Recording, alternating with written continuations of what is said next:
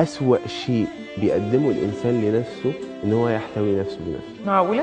احتواء النفس للنفس وفقا للدراسات اللي أجروها الأطباء النفسيين أسوأ مصيبة تصيب الإنسان، والأسوأ منها إن هو لما يحتوي نفسه بنفسه يلاقي نفسه مبسوط، معنى كده إن هو تأقلم مع حياته، تأقلم مع وحدته. احتواء النفس بالنفس بالظبط يا فندم زي اللي بيمسك في ايده جمرة نار، جمرة قاتلة، ويسألوه ايه اللي في ايدك؟